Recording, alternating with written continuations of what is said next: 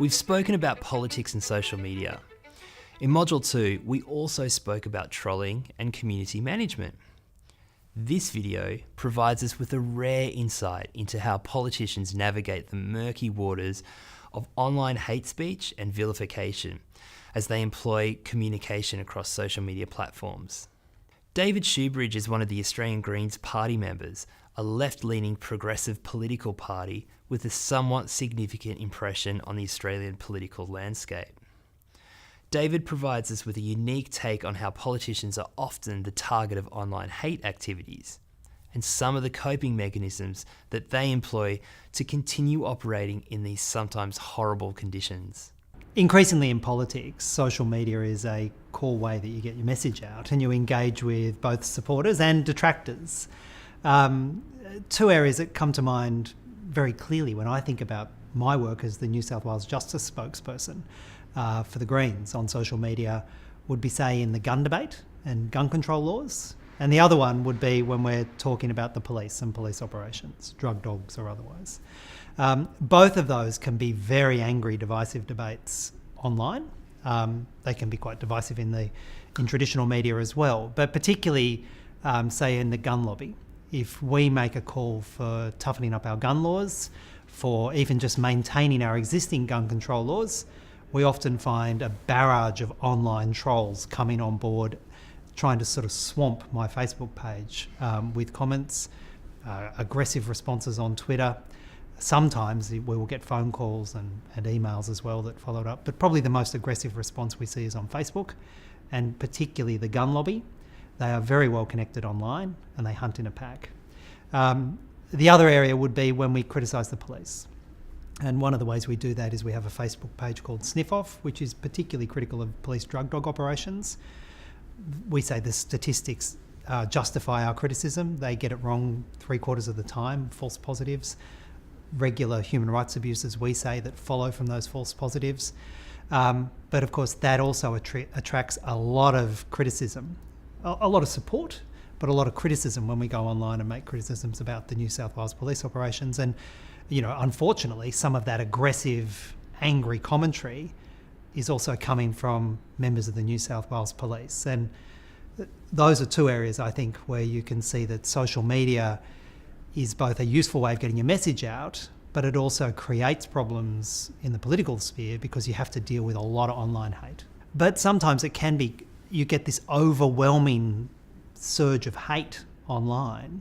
It can be kind of debilitating. And even though myself, you know, as the politician, I sign up for the job of getting criticism, a lot of, you know, vindictive, personalised hate is kind of difficult to deal with. My colleague Jenny Leong, when she also posted some criticism of the police about their drug dog operations, well, the online hate was deeply offensive. It involved derogatory memes. It attacked her gender. It attacked her on the basis of sort of some racist prejudice as well.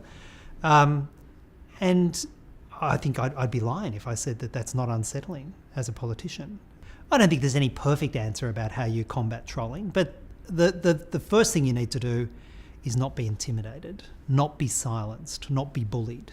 And that, you know, that takes some quite serious resolve, because it's not just the individual politician, of course it's your staff as well, and often your staff members are facing this barrage of online hate and anger, and it can be quite debilitating for them. So the first thing is not to be silenced, to step back up and continue to make a principled case. But you also then need to go back, and sometimes, you know, you're managing hundreds and hundreds and hundreds of offensive comments on your Facebook page. I tend to take a fairly robust approach to that. If I find someone's first engagement with me on Facebook is abuse, derogatory abuse, well, you simply block them. Same when they engage in that way on Twitter. I don't think I owe somebody some kind of obligation to respond to their hateful, abusive messaging. But that, of course, as you can imagine, would be quite labour intensive. Your staff often are engaged for hours dealing with online trolls, and it takes an emotional toll. But at the end of the day, I think the best response is to keep standing up, keep making the arguments, and don't be silenced. And eventually, I think you can, if you like, beat down the trolls. There are some federal laws that deal with harassment, using online harassment under the telecommunication laws, but they're laws that are really drafted with 1980s technology in mind. They're designed to stop someone picking up the phone and harassing and intimidating them using a sort of piece of copper wire and a circular dial. They're not well designed to deal with online trolling. They're not well designed to deal with social media.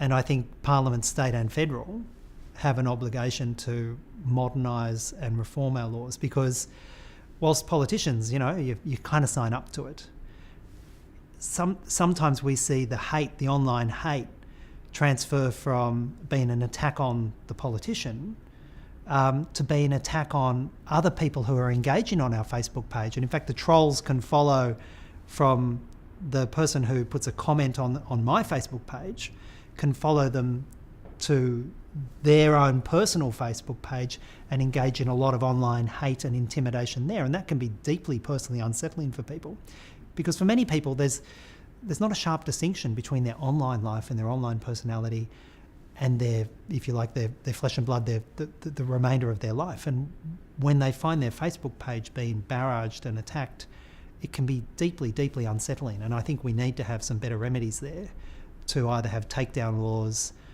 or, to the extent that they are causing intentional harassment and intimidation, some kind of criminal penalty. Well, we have seen efforts to make out a defamation case against somebody because of comments that are found on their website or comments that are found on a Facebook page. Probably more so when the comments are found on someone's website, and it's, you are more responsible for the publication of your website than you are for a Facebook page. So I think there are some potential legal risks there, but of course there are also a lot of political risks. If you leave deeply offensive commentary on your Facebook page or on your website, well, people can blame you for not taking it down. They can blame you for not responding more robustly to some of these hateful messages. So there are both political and legal risks there. And in large part, we're in fairly untested territory when it comes to some of those legal risks. To what extent are you responsible for publications on your commentary on your Facebook page? To what extent are you responsible for commentary on your website? It's not just politicians who are facing these challenges. I think major media outlets are also facing these challenges. The content that David has shared with us highlights the flaws in the existing internet regulations and laws that inhibit adequate protection for users within these spaces, especially those public image types who are targeted easily for their political views.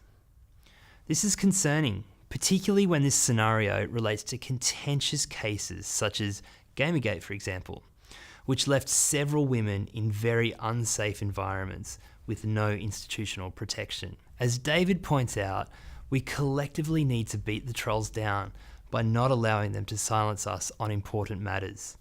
Social media is terrific, but it's also problematic.